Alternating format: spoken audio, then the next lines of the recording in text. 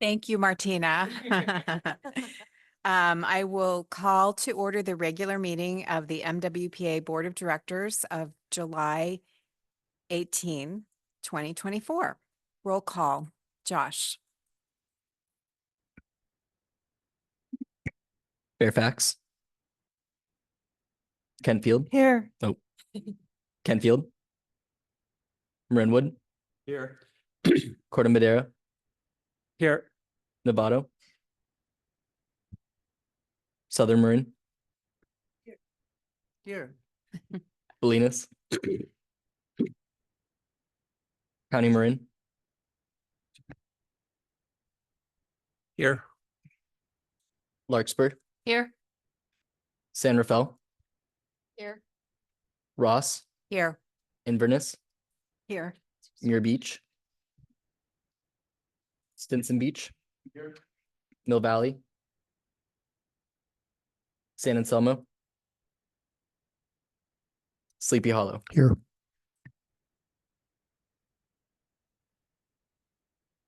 Thank you.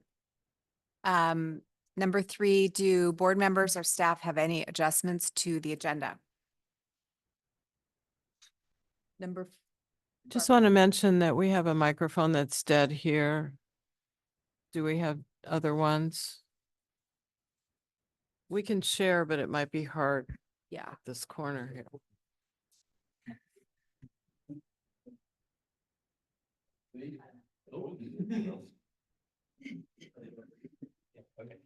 I never look at this side. Look at that. Okay, so we're good?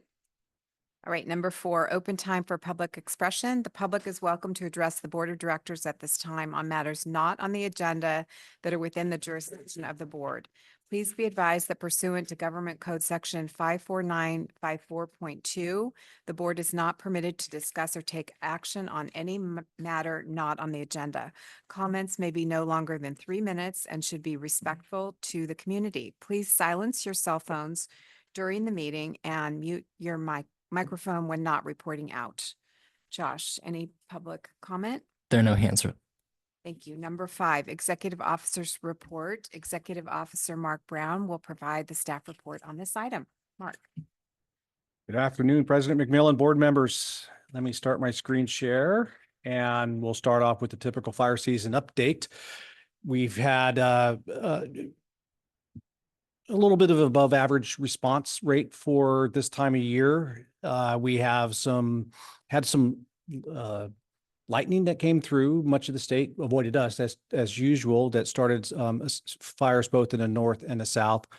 One of the things I use to gauge fire activities, how many incident management teams are assigned. It kind of gives you a good barometer. And we have currently 3 incident management teams assigned to incidents, 2 of them on the same incident. So that's not a huge number of incident management teams to be deployed. Another thing that kind of gives us a barometer of what's going on is Oregon's got a few fires going right now, and California feels comfortable sending some resources to Oregon. So that feels, they feel like the response capabilities are still there, that we aren't being taxed by the fires that we have. We did have that recent dry spell that lasted, or hot and dry spell that lasted quite some time. And, you know, I talk a lot about, and it kind of touches into our bottom item, Daniel Swain visiting us. Heat doesn't always create high fire danger, but the impacts that heat creates could have impacts further down the road. And so when I looked at our 100-hour fuel moistures and our 10-hour fuel moistures, you can see that week plus of heat really impacted our fuel moistures. The 10 hours and the 100 hours got down to actually historically low values because of that. And so that'll have impacts for a week or 2 after, if not even longer. So those are the types of things that we're looking at now. When we, the North Ops Predictive Center, and I have the wrong date on my executive officer report, I just noticed that. Sorry about that. Distracted by little squirrels. But the North Ops' Intel group is putting the Central Valley and the Northeast portion of the state as above risk for high potential fires for the next couple of months. But actually in October, all of Northern California is at normal risk for large potential of large fires. However, that's relative because we always have a high risk in October. So we'll see how that translates as the year goes on. The next item is the generational climate and education bonds, which was written in part by Assemblymember Connolly. And fortunately, we were able to have conversations with the staff while that was being written. We made some suggestions, and in a nutshell, this is going to the voters in November. And if you look at the dollars, it will be $1.5 billion that will be in a pool that Marin County, all of us, whether it's Marin Wildfire, our fire agencies, 1TAM, our land management agencies, $1.5 billion that we'll be able to tap into for various related works. It could be vegetation management. It could be workforce development. So Fire Foundry can tap into that. It could even be a grant for us to bring in monies that we would be able to turn around and push back out to our residents for direct assistance, home hardening, and defensible space. So, and then large scale land management type projects will also be included. So the 1TAM entities will be able to tap into it. So we actually identified 15 different categories within that bond that agencies within Marin will be able to tap into. So that's a great opportunity for us to bring some money back into Marin. 1TAM recently published their peak health of the Mount Tam watershed. And if you dig into it, basically it says the animals and critters are doing really, really well. Some of the vegetation isn't doing as well. And so that is the easiest way to put it. But fortunately, and this kind of ties into the climate bond that 1TAM has done a great job of creating a forest health strategy, and they have a full chapter dedicated on the projects they have and ready to go for forest health projects. And that ties right back into having that forest health strategy really makes them an attractive recipient for those grant funds or the bond measure funds. Interestingly enough, we had the Imperial College from London give us a call. They have a group that is working on the wildfire issues. Part of their program is to pick a big problem and help create big solutions for big problems. And so this group picked wildfire. And so some of them already resided in California, but they just happened to go to school in London. And they came back to California and they visited. And what was really stroked our egos as far as Marin Wildfire is concerned. Whoever they talked to, they said, well, if you want to talk about solutions for wildfire mitigation, talk to Marin Wildfire. And so they came and sat down and chatted with us and fell in love with us and wanted to write the story about how Marin Wildfire became about. And I go, well, that's already been done. Stanford wrote that. Happy to share that information for you. And so they digested Stanford's information and they're taking that to the next step and really working hard to put together a package on how our model could be replicated throughout the state or elsewhere. And one of the things that we emphasize, it doesn't have to be exactly our model. Let's find the ideas and the governances that work well and see if those are replicable. About that for a second? Sure. One thing that makes our wildland fighting pretty robust in California is mutual aid. And as you talked about the North Bay incident management teams and stuff, did they ask questions about our mutual aid system? And is it similar in other countries? They did not dig into that. They just simply dug into the prevention side of it. Okay. But nobody has a mutual aid system like California. Nobody. And I'm biased, but I can, nobody. And since it's likely that we won't have an August meeting, I wanted to last reminder for Emberstomp, September 7th. We will have a pretty large booth. We're looking at having some great pictures, artwork, maybe not artwork, but displays of the work that all of our member agencies are doing at the Marin Wildfire booth. And last year, we organized shifts for board members to participate at the booth. So look forward in your email soon for requests to pull shifts, September 7th at the fairgrounds. And I wouldn't be surprised if we see the same percentage of growth from 2 years ago to this year, to last year, than we do this year or last year to this year. Some very exciting things are being lined up, including, we did the burn demo last year. Well, this time it's going to be hosted by the Insurance Institute for Business and Home Safety, and they're bringing their entire media team with them for that. And they are looking to have nationwide coverage for that burn demo at our Ember Stomp. And then I'll end with, we had an awesome conversation right here in this room with Daniel Swain from UCLA and Weather West. And I think a lot of you are already fans of Daniel Swain, especially the way he could make the complicated science of climate understandable, and also talk about how there is a path forward, a positive path forward, and it isn't just doom and gloom. So we asked him to talk about the climate impacts on wildfires in Northern California, and we turned it more into a panel discussion between two people, and rather than a presentation. And my role was to sit next to him and listen to him. And if he brought up an interesting science topic that I thought would be great to have him expand upon, I'd ask him a question and kind of get him to dig a little bit deeper, or talk about some of the other impacts of science. And then the other thing that I did was to bring anecdotal experiences of what exactly the science that Daniel was talking about and how that has translated into the wildfire environment. And then that translated into how our work can actually help with the wildfire environment. We recorded it. We had questions during the meeting, and typical of someone like Daniel Swain, we had more questions than we had time to answer. So we documented all the questions. They have been sent to Daniel to be able to answer. And then once all those questions and answers are fully documented, they'll be put up onto our website under our news page with a link to the video. The video is available now. You just wouldn't see the questions. And when I issue my executive officer report after today's board meeting, I'll have a link to the video so that if you all want to watch it. And with that, I'll take any questions. Other questions from the board? I thought the coverage in the IJ for the Daniel Swain panel was fantastic. It was. So that was great. Having a Santa Fe grad be someone of his caliber was rewarding for the IJ to put in there, and front page top of the fold for Daniel. So that was good. Yeah. I was a couple pages back. Josh, any public comment on this item? There are no hands raised at this time. Any further questions, discussion from the board? All right. Number 6 is the consent calendar. The opportunity for public comment on the consent calendar items will occur prior to the board's discussion of the consent calendar.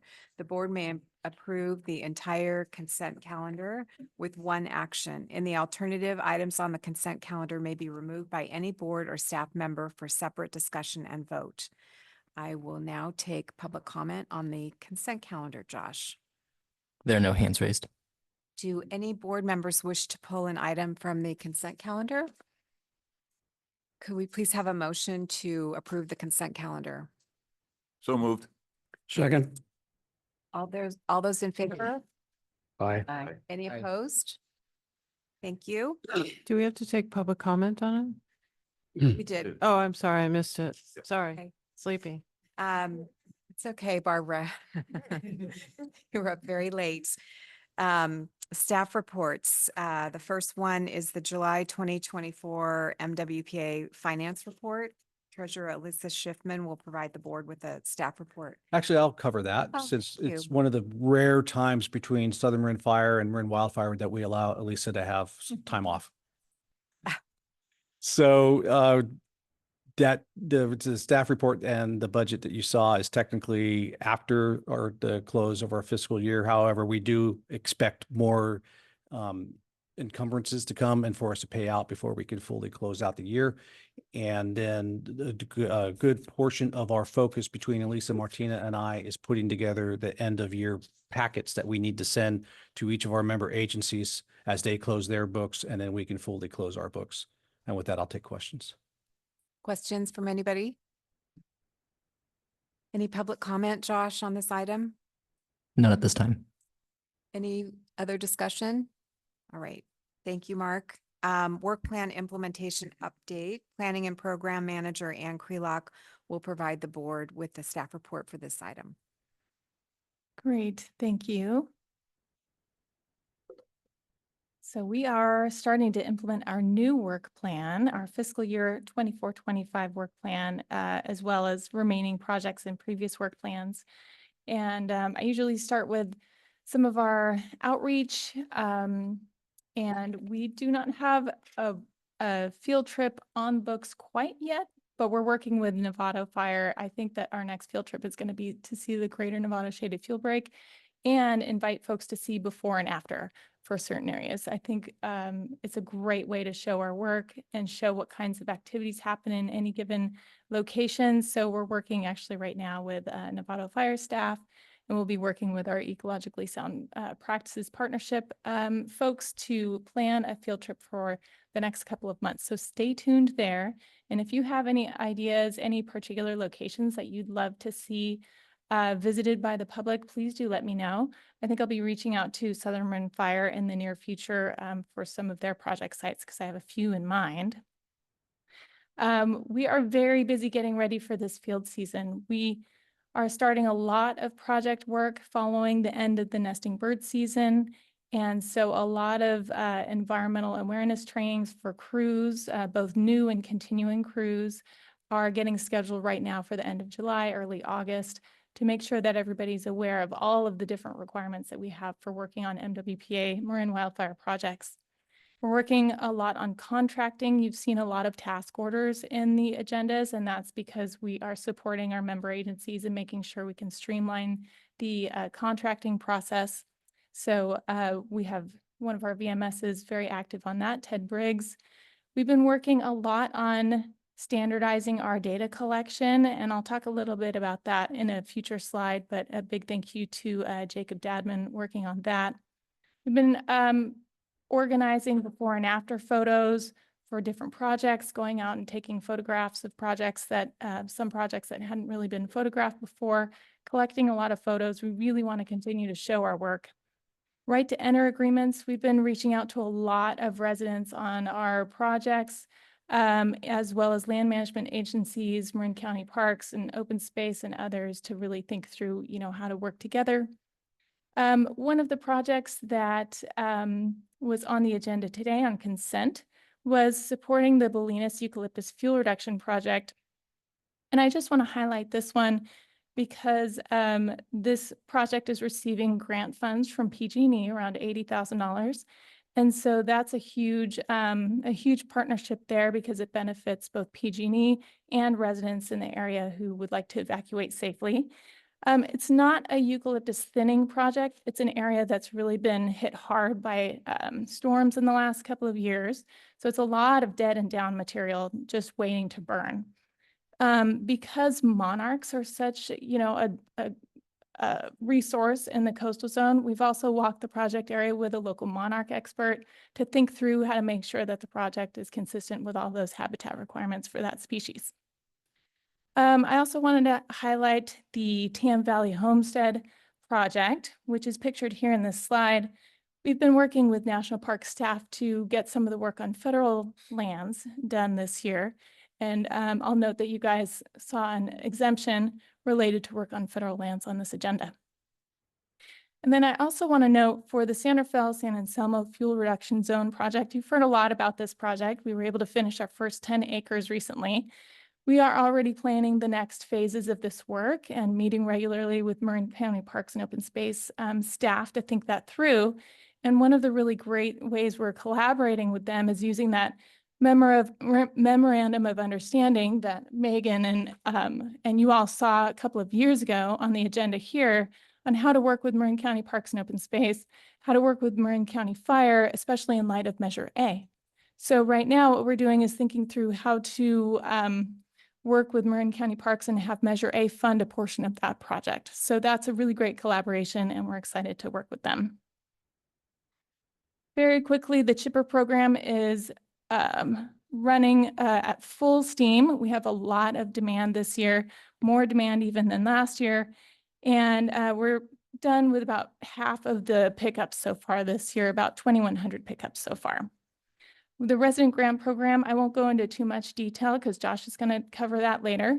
But this program is also up and running. The Home Hardening and Defensible Space grant program, the reimbursement program launched in early July, and the demand has been very, very high. I think Josh is going to cover that, so I won't go into too much detail.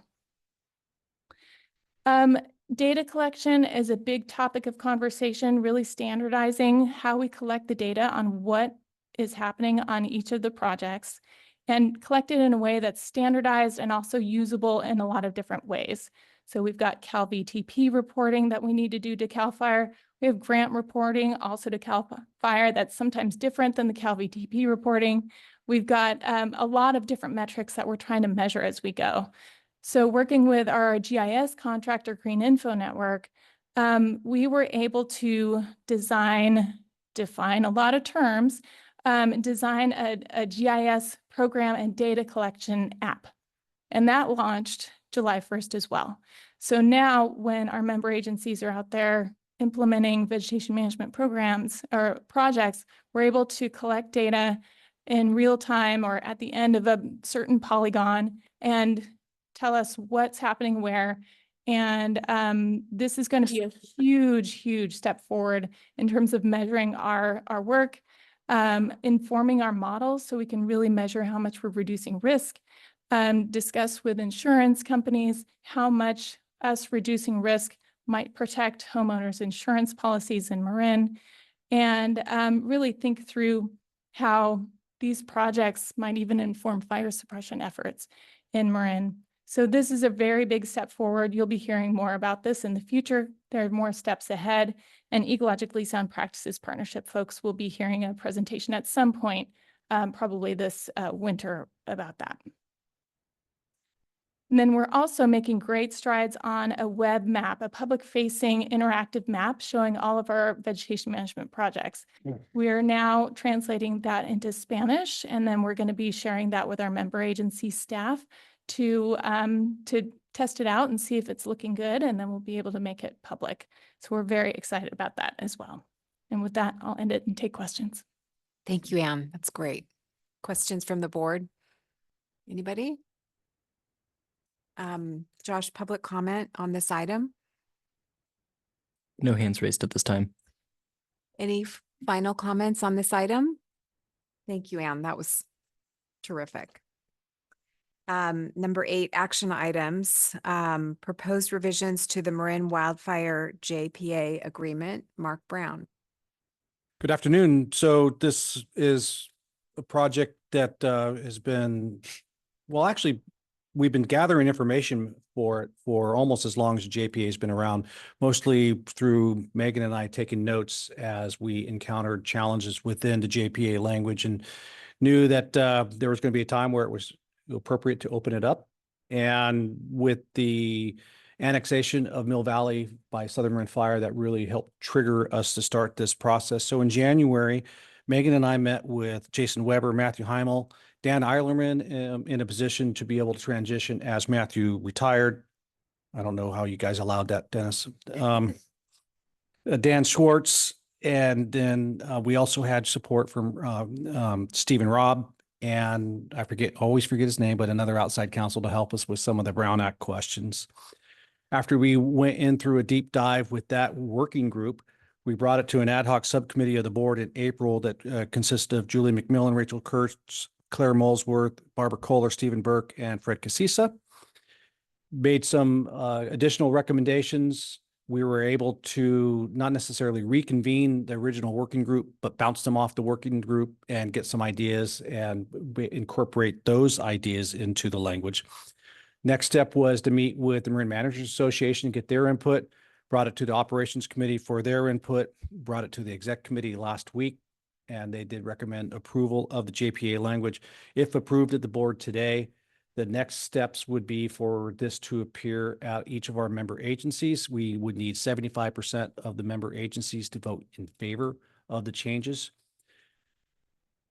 Many of the changes are administrative in nature. It's just fixing certain languages that are past tense or future tense in regard to Measure C, turning them into past tense. And I'll do a share screen here in a little bit, and we'll go through each of the items.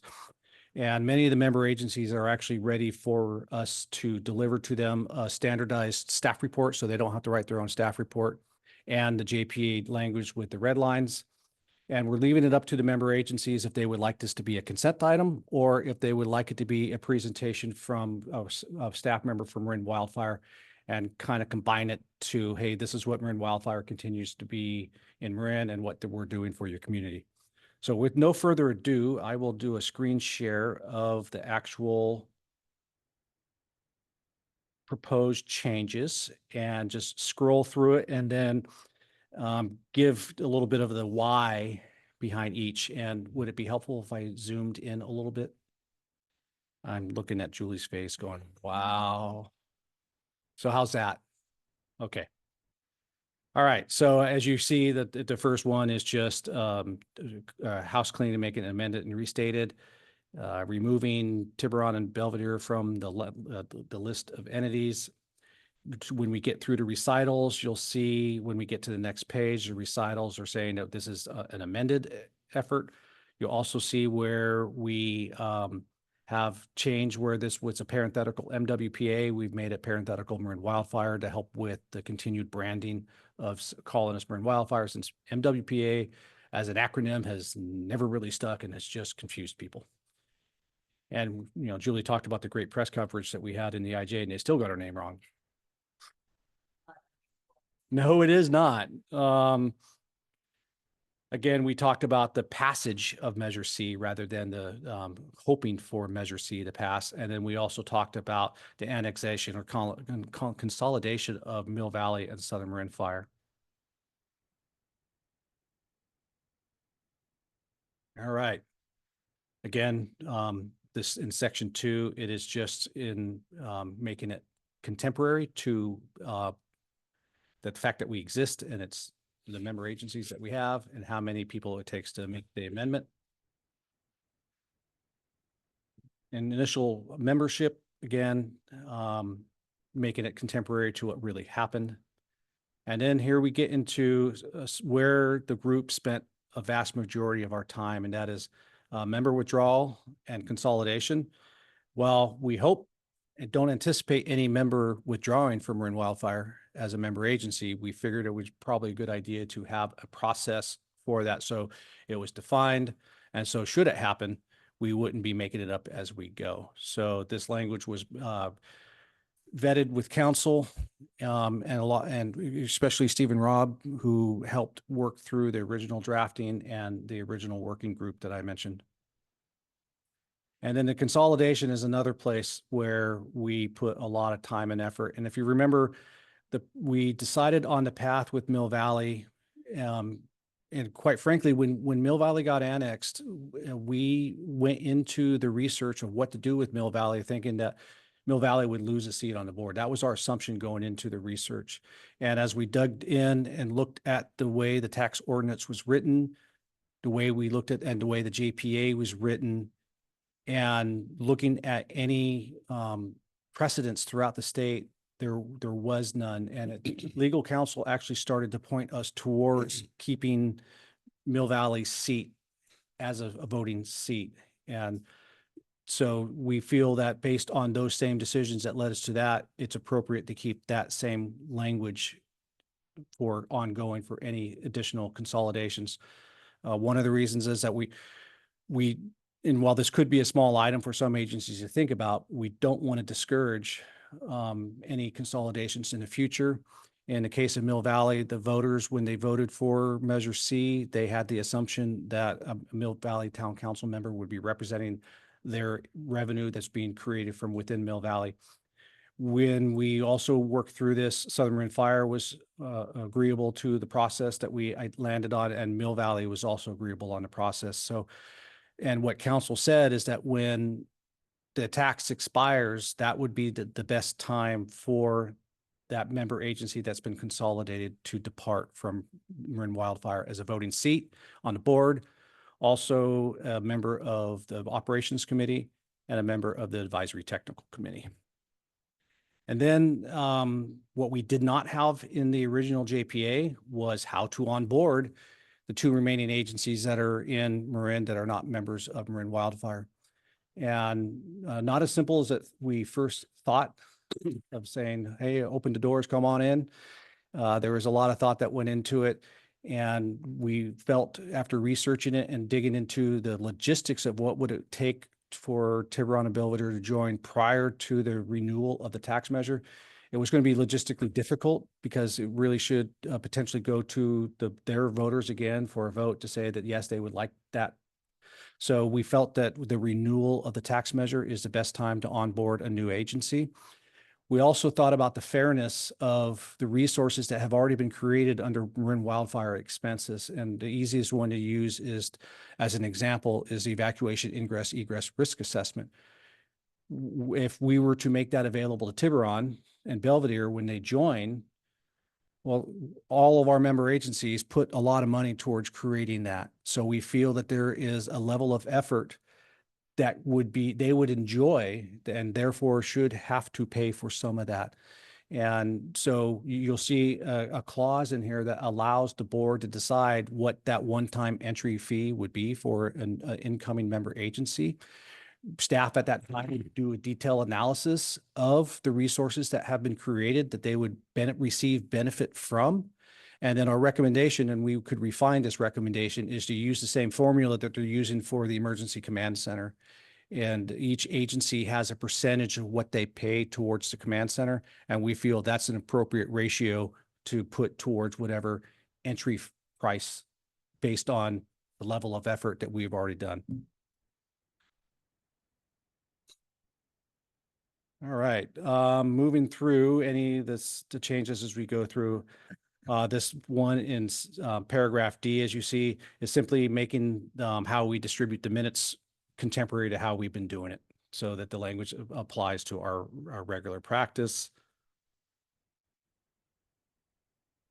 And I really am not trying to make you guys dizzy as I scroll through here. This paragraph F was a recommendation from Steve and Rob, and that was the how to put the measure on the ballot and in what form is the revenue going to be, because that was took a lot of effort during the original formation. And I'll use the Ross Valley Paramedic Authority as an example. Each member agency has to put on the tax measure themselves, and it turns into a quagmire at times, and portions of the RVPA will get approved, portions won't. And so having the member agencies give the authority to the county to put this as a ballot measure makes it so that we could just have one ballot measure instead of 17 ballot measures. So we captured that in here. And we also captured keeping it as a property tax rather than moving away from a property tax. We felt that was the prudent move to make.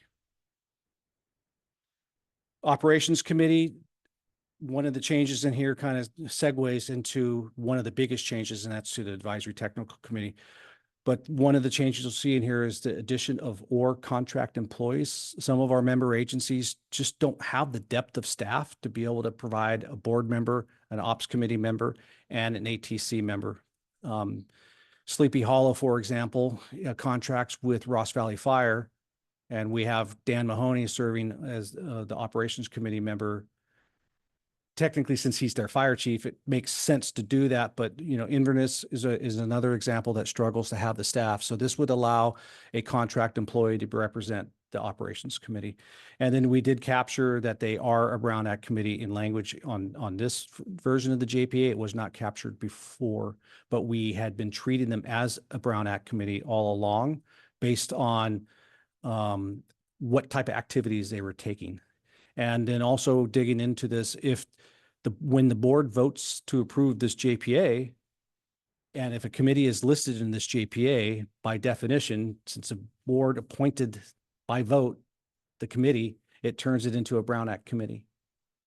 And so we figured, well, we'll just completely go all in and put the Brown Act compliance in there. And so that brings us right to the Advisory Technical Committee. And as you see now, it says Section 7 reserved. That was where the Advisory Technical Committee resided in the JPA language. And if this were taken out of context, it could look really, really bad. And it looked like that we are just eliminating the ATC.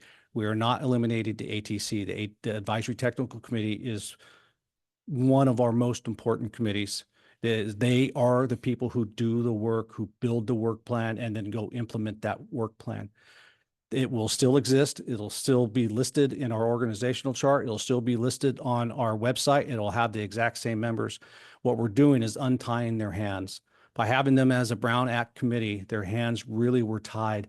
Starting with the work plan portal, we could not open the work plan portal to all of the member agencies because if enough people got into it, it would turn it into a serial meeting.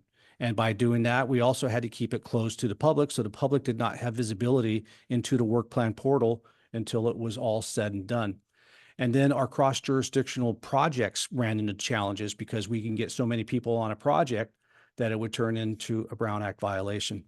And so all of the really nuts and bolts work that got done within the ATC was in ad hoc subcommittees. And there would be 5 or 6 additional meetings on top of the regular ATC meetings and ad hoc. And then they would simply report out during the ATC meeting, that was a public meeting, what was going on.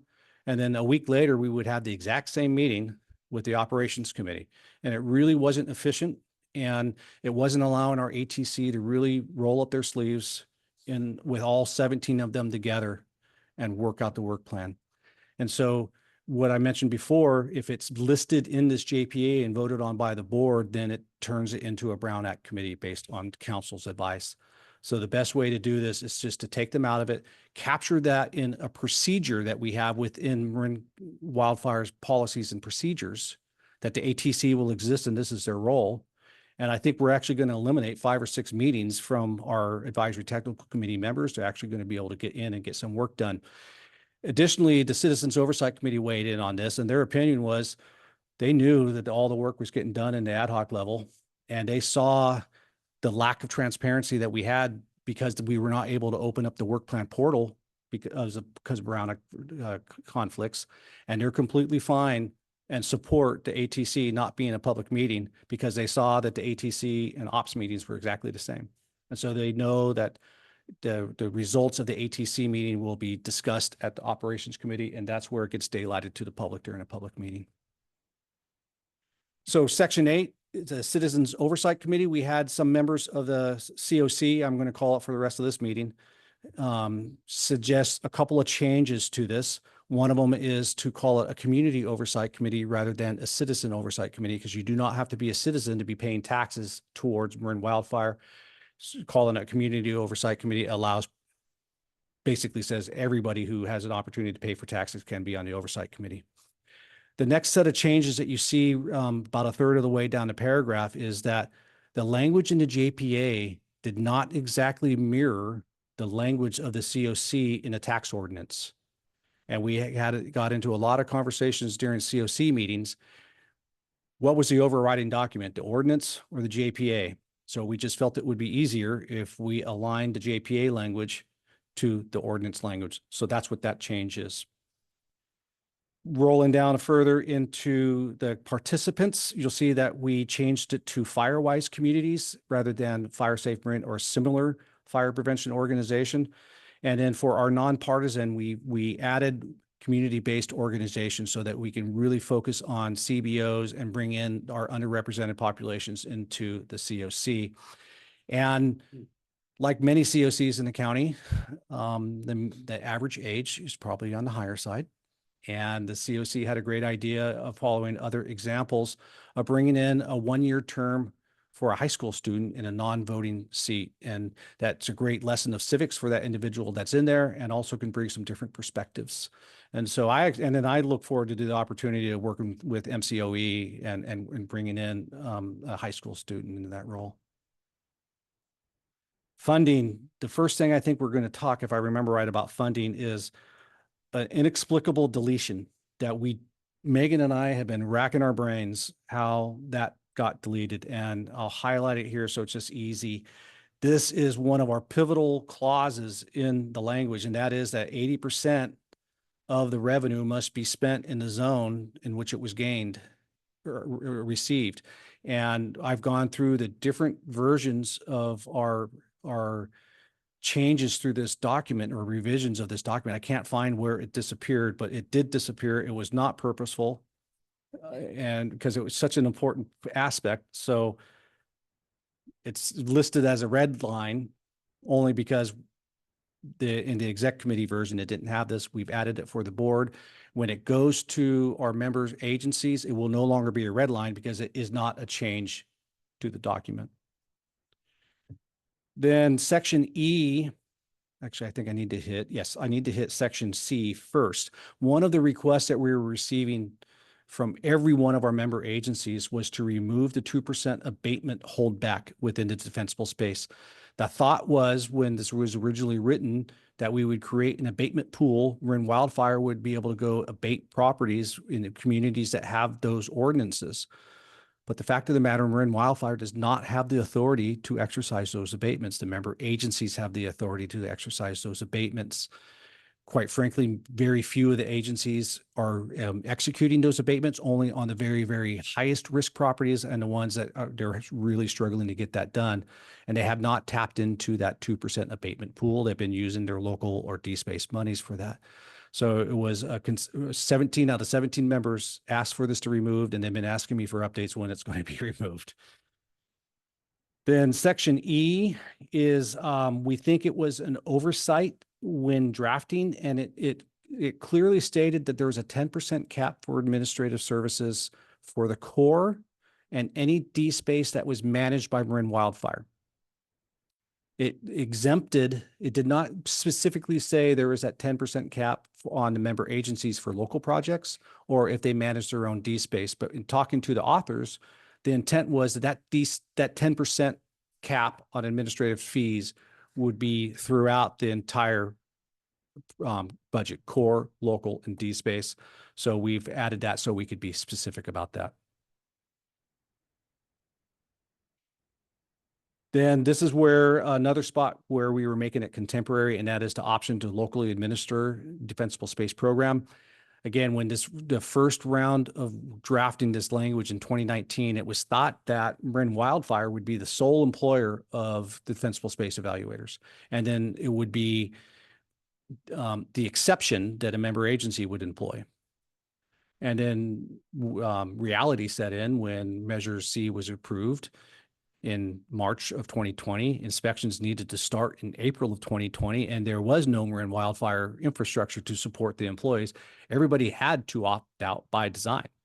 And now we've moved forward where only 2 of the employees are employed by Marin Wildfire. The vast majority are employed by the County of Marin and covering the 3 zones through the Defensible Space Alliance. San Rafael Fire has their program, Nevada Fire has their program. So we took out all the cumbersome language of how you were to opt out, because that's the norm rather than the exception.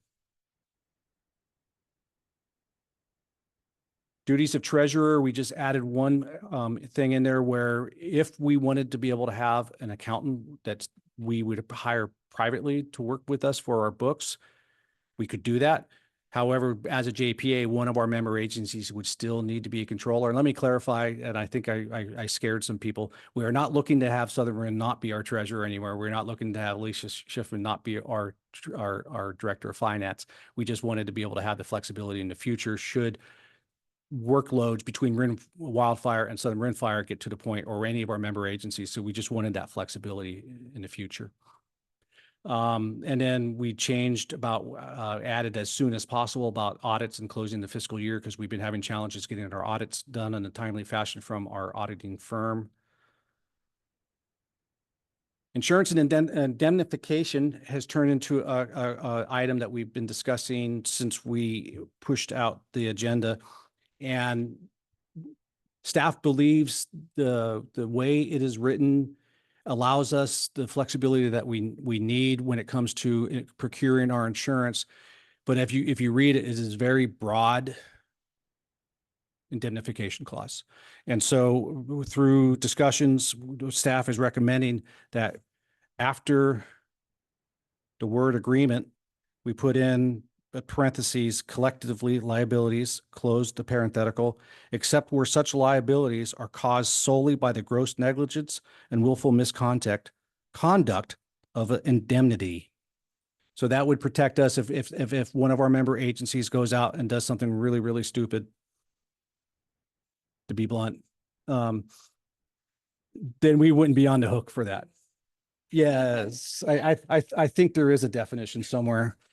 And we believe that the fact that it says that we will acquire assurance points to our insurance policy that we have, not insurance policy the actual policy, but the language that says what insurance levels that we're going to carry, that points back to that document.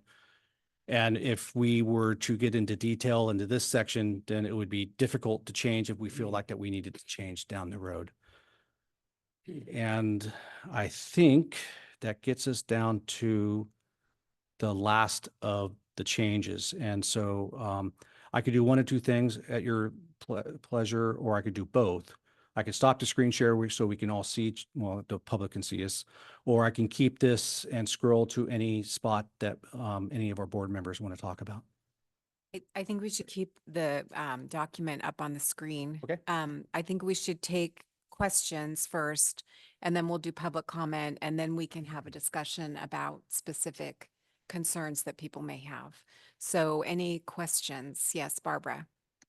So I'm just wondering, in the event of a lawsuit that we lose, does the JPA need to spell out how those funds, the JPA is very clear that there's 80%, 10%, whatever. If we lost a lawsuit, my reading, not a lawyer, so what do I know? But I don't think we could pay out, and I'm not focusing on the insurance indemnification. I'll have some comments on that later. But I'm just sort of wondering where do the funds, assuming our insurance doesn't cover it, where do the funds come from? Because I think it's very specific how funds have to be spent in accordance with Measure C. So I'm just wondering, I'm going to pass this off to Megan. You okay. said, go look at section 13. Oh, I just wanted to highlight this because it means that MWPA can't, go into the pockets of member agencies to settle that debt or liability. But the agreement itself doesn't explain where that would come from, like how we would settle up, basically. So I think that that's going to be something that is discussed likely in a ad hoc subcommittee of the board that sort of sits down and evaluates how this. Okay, I'm not asking you to specify. All I'm saying is that the JPA agreement says 80% of Measure C shall be spent on this, 10% shall be spent on this, etc. I don't see anything in there that gives you any flexibility to figure out. I think you're limited in how you can spend money for Measure C, and that's good. But I'm just wondering, is there any flexibility in the language that's in there? Should we have a lawsuit that we lost? Because I don't think we could spend monies from Measure C to pay that off because of the JPA being really tight, which is good, as to how Measure C monies can be spent. So I'm just saying, is there something I'm missing in reading that language, or is there some flexibility in the language? For example, if something was a core project that we got a lawsuit on, could core monies be spent to settle that or to pay out should we get a horrible thing from a judge? So that's what I'm asking is, it looks like there's no flexibility, and I'm just wondering if there is, and I just didn't read it correctly. I don't think it gets as specific as, this money can be used to pay liabilities, but I think it's the discretion of, with that core money, if it's a core project that the litigation is over, then potentially that would be where the MWPA would dip into that to pay for that. And I don't think that that would go against the language here, because you still are operating under the idea that this project was carried out for the purpose that Measure C was set forth Okay. under. So I think that would be That's how it would be fine. evaluated. That's really what I was asking. Yeah. Is there that ability? Yeah, Okay, thank you. So I'm just unclear on the insurance number 13, I think it was, because Mark, you seem to have talked about additional or changed language. But there's nothing highlighted in green for me to see on that as to what the language was added in. And, oops, I think it's Sorry, number, yeah. Because you had mentioned some changes, but. Thank you. Sorry, I'm making you dizzy. I'm doing that on purpose. Are you, okay. Thank you. Yeah. It's not actually, I'm sorry, Mark. Were Go there, ahead, go ahead. So we had discussed it, actually, Director Kohler had suggested this, edit following the posting of this. And Okay. so, we had a discussion about it, and, it's really not a very complicated addition because it's just it sort of tags on to the end of that last sentence where the cursor is. And it just specifies that, it just would start with a parenthetical collectively liabilities, meaning all the different, types of liability that are listed in that sentence, comma, except where such liabilities are caused solely by the gross negligence or willful misconduct of any indemnity. So it's just carving out an act that could be potentially, I guess I'll use a different term for Mark, but if there was gross negligence in Right. carrying out a project and it was really evident, then that would not, our indemnity obligation to the local agency would not be. and that language has been cleared by the working group? It has not. This was just an addition that is for the board's consideration. Okay. Yeah. Is it going to be brought forward to this other working group that was outlined? Dan Schwartz, Jason Weber, Matthew Heimel, et cetera? That We hadn't language to planned be to, but vetted? I don't think it would, if the board is okay with it and we go forward with this, because it's fairly typical language in indemnity agreements Okay. generally. It doesn't go so far afield from, I think, the intent. And they had said in those original discussions that actually the indemnity provision had never come up for discussion among the adopting member agencies. So it had never been a big hot button issue. So their language had been sort of boilerplate initially. So Okay. this, I don't think that it was something, we didn't have a huge amount of discussion with them about the existing indemnity clause because it just hadn't been an issue at the time. Okay.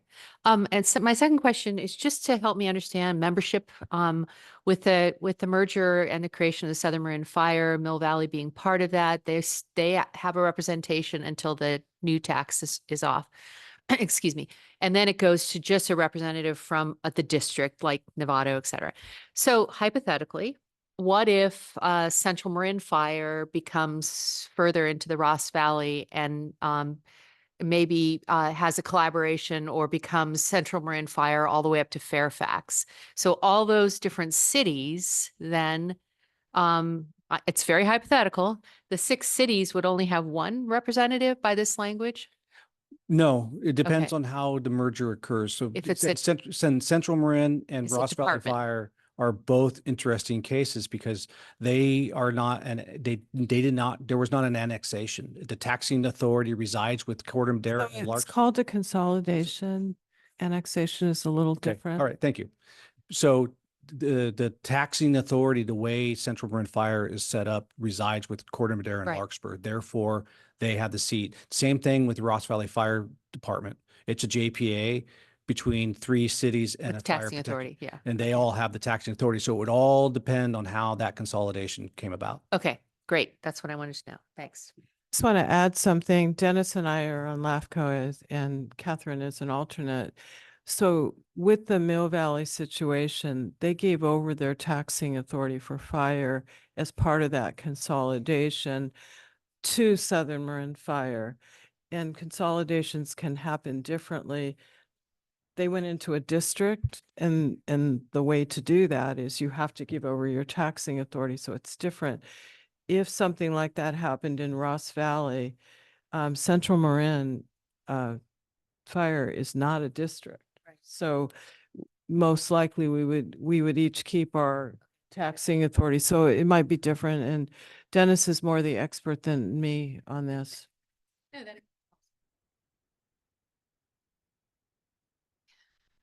So when we combined, this was worked out through LAFCO in the LAFCO agreement about what taxes would go where and who would be able to stay. And it was agreed to by the city council and the district board that Mill Valley could retain its seat until the end of Measure C.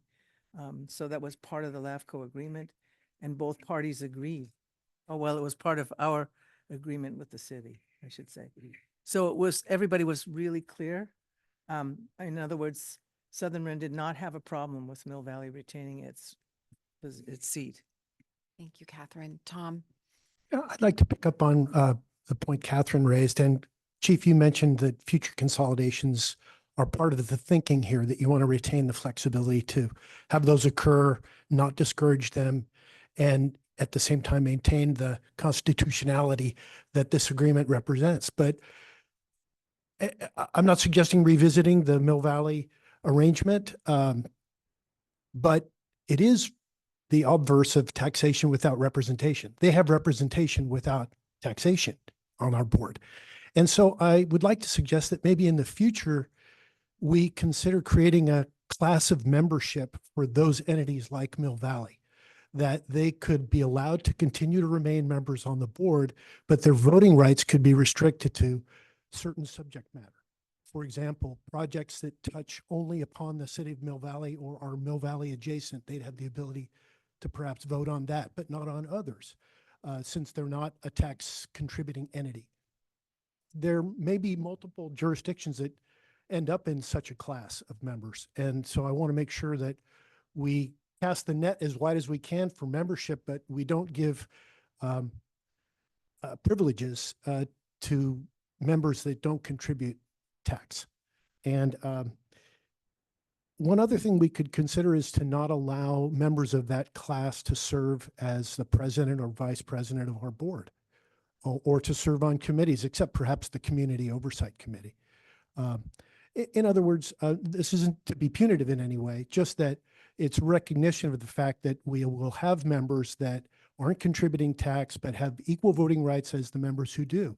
That makes Mill Valley and cities like that outliers for now and an anomaly going into the future. So just wanted to plant the thought. Thank you. And I won't even begin to talk about the taxation and representation. That's not in my area of expertise. The one thing that you did tug on that I wanted to pull on a little bit harder is the president and vice president. That those positions are actually outlined in our bylaws. So that would be an easy change for us to make in the bylaws rather than in the JPA language. And again, the taxation representation was a conversation that we've had, but I'm not the expert on it, so I kind of lean towards Megan on that. Yeah, and I think the way that when we spoke with Michael Colantuno, who is the attorney that we reached out to in the Mill Valley situation, he said that because the tax had been adopted by the voters of Mill Valley and that was in place for 10 years, that the voters had the intention at that time that they would be represented by someone within the city, not the city council. And so for the duration of that tax specifically, that representation should likely remain unchanged. But that beyond that, that representative would then go off of the board, and those same residents of Mill Valley who are paying into the MWPA jurisdictions tax would then be represented by a Southern Marin Fire representative. So it is for a finite amount of time, and it's with the idea that that taxing authority was used at the beginning of that 10-year term, right? And so that was the thinking around that this proposal as it's written, and had been what we carried over into this proposal from that one instance. So. And yeah, Catherine? Right. And that's what we had to deal with. The fact that there was a measure that was passed by the city council. The tax money from that gets passed through to Southern Marin. Southern Marin pays Marin Wildfire Prevention Authority. And that was, it was voted on by the people. It was a taxation for this specific purpose. And therefore, I think the agreement was just exactly as you explained it, Megan.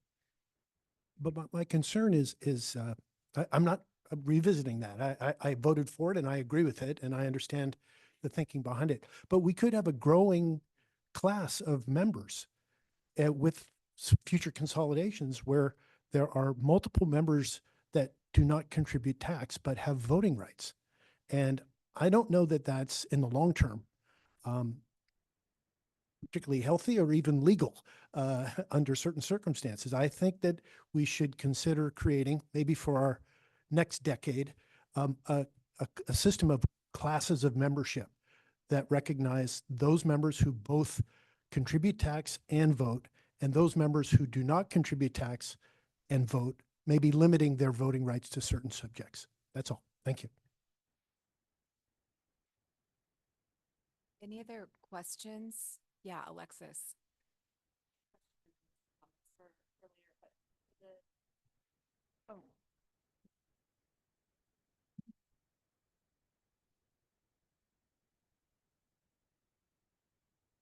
Sorry about that.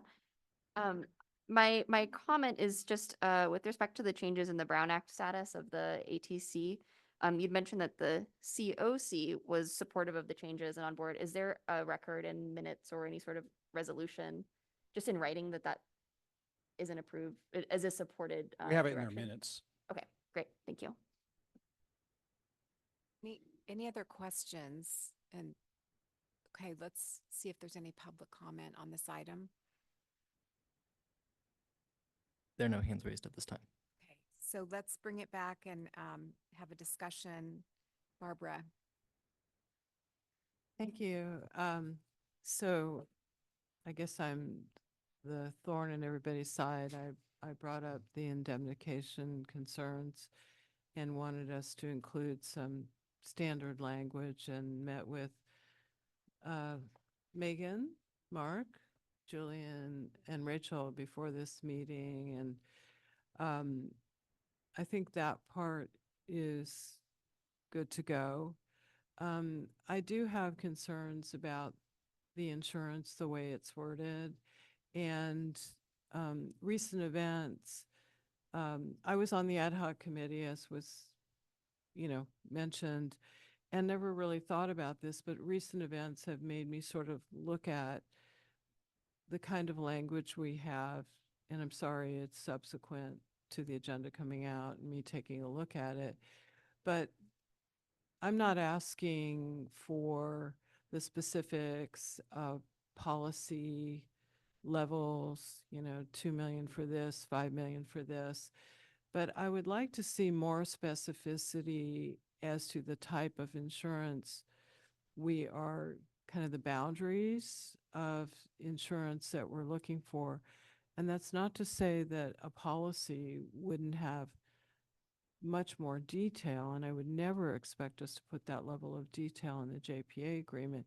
But the way it's written right now is very, and Mark, you may want to move to that section again. You could pass it a few times like you did before. I'll try Um, not to. Is I is deserve that one. Hey, we're almost there. You got there. Is just, for example, it just says may use self-insurance. When I think of self-insurance, I think of having worked for the state of California, where we just self-insured. And we had trillions of dollars behind that kind of self-insurance. And I know when we met beforehand, there was a little bit of discussing the possibility of self-insurance in an insurance pool. And I'm just a little concerned that we're not talking about the types of insurance that we may like, general liability, E&O, not necessarily the limits. And it doesn't have to be that this is the only thing we could do. I think you could say including but not limited to. There's maybe better language in that. But the way it's written here is just so unclear to me that we are really making sure that we have insurance that will protect the members as well as the agency with our limited resources. So I don't think there's the ability to wordsmith it now, and I don't know if others on this board agree with me. My hope would be to continue this for a month and not make massive changes, because I think one of the things we don't want to do is go to the member agencies with a big red line document that, because everybody's going to say, wait a minute, this is very different. But I'd like to see us be a little more specific as to what we're looking for in insurance. And I think we probably ought to, in the future, hear more about what we're looking for, maybe in an ad hoc committee or something like that. But I think, we don't have a lot of opportunities to keep going back to the member agencies. And so it seems like to me it's worth it to spend a little time 1 month, and try to add more specificity, not what you would do in a policy. So we feel comfortable with this. And I also want to say, Mark, I think your explanation of all the other changes was excellent. I think there were some things in there that just great, talking about how to withdraw members. That's excellent. And there's a lot that came out through this process. So I apologize for not thinking of it much earlier, but that's kind of where I'm at. So I'm hoping that we could continue it for a month and maybe not asking for a lot of changes, but just a little more specificity, because as member agencies, we could potentially be subject to, who knows what kind of claims. We're doing so much great work, but we also know that there's people that aren't happy with everything we're doing. So that's what I'd like to suggest, just a 1-month continuance, work on this some. I'm happy to help. I'm not a lawyer, but I'm also a contractor, so I deal with my own personal insurance a lot. So that's my suggestion, and I know that may not be popular. Sure. I think the points that Barbara's raising are interesting points, and this has been open for so long. I mean, because the number of edits and changes that are being reflected here are over a period of time, and to have this come up at the 11th hour is around, because it had already been published in the agenda and everything else. It's not to say that, as you suggested, having a working group and going back and looking at this, and having that be sooner or later, I would be concerned about holding off on the changes that are currently proposed. I think there's a lot of good language in there that we need to make those changes and those updates. We have different groups and committees that are trying to move forward. So I wanted to pose that back as a question, though, to Mark. So in terms of, is there anything preventing us, not that we prefer to do it, going out once with these changes and subsequently going out again with other changes? So there's two critical time pieces in this, and that is the holdback for the abatement. We want that passed before we receive the taxes, which is December. But the really important one is the removal of the Brown Act compliance for the ATC, and they start their work in November. So we want their hands untied by then. We actually have some of our member agencies, based on the meetings I've had with Marin Managers Association and the Operations Committee, who've already agendized this item for their August meeting. And there's nothing that stops us from going to it other than wearing out our member agencies having to vote on a JPA, which is not a good idea. That's why we had held these items for a long time. One of the concerns I do have that's been mentioned by others is that one-offs we can continue this, and then we continue it for a month and another thing comes up. We continue it for a month and another thing comes up, and I'm trying to avoid that.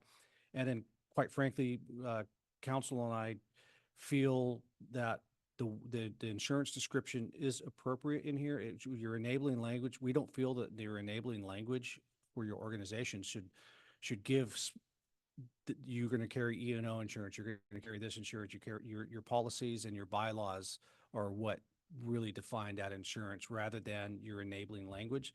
So that's why we were not really in favor of adding that. Yeah, and I think just to piggyback on that, the first line of the insurance paragraph is actually what I am leaning on with, which is that our real mandate is to acquire such insurance protection as is needed to protect the interests of Marin Wildfire and the members. And so I feel like that encompasses a bit of what we're talking about, your concern, Barbara, that we are, needing to make sure that we have adequate insurance. And then I think with that language and then the following being an example, those are two optional ways to look at it. Marin Wildfire may use self-insurance and may contract with a member agency, member for insurance services, but that doesn't limit us from going beyond that. The other piece of this is that with that language, I think those two sentences together would enable us to develop a policy, or the board to develop a policy that really does get into the specifics you're describing, because I think that that broad first sentence especially gives us the freedom to think. I mean, I don't think when drafting this that they might have thought that we should have cyber insurance or different coverages that might, come up over time that we would want to include in a policy, and that's more flexible than something like having to revisit it each time in this JPA agreement. So that's one thought of mine. Thank you. I would also add that it seems like the first couple sentences are broad, and we are entrusting the staff to get the insurance that's appropriate for the circumstances as they evolve.